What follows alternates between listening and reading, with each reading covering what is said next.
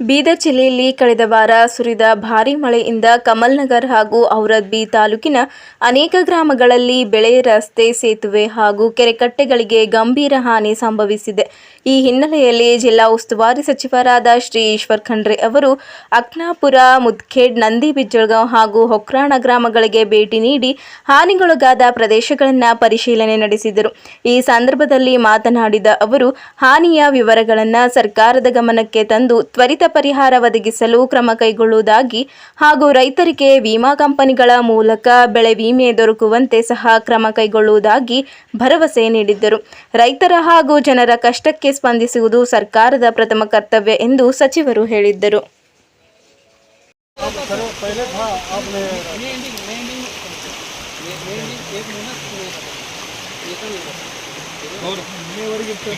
जनवरी फरवरी में हो जाता है।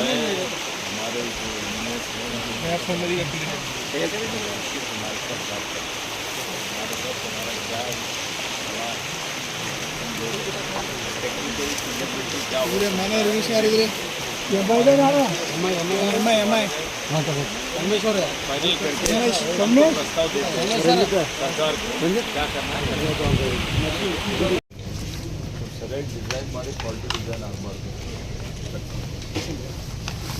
ಮತ್ತೆ जाना है करे तो काम करे तो हो गया ना।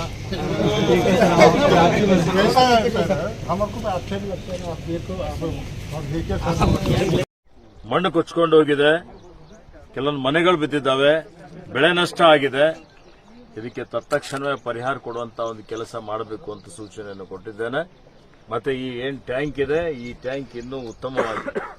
ಬಹಳ ಇದು ಇನ್ನೂ 300 mm ಮಳೆ ಆಗಿದೆ.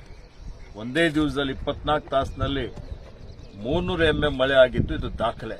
ನನಗೆ ತಿಳಿದ ಮಟ್ಟಿಗೆ ಇದು 100 ವರ್ಷದ ದಾಖಲೆ ಇರಬಹುದು ಅಂತ ನನಗೆ ಅನಿಸ್ತಾ ಇದೆ.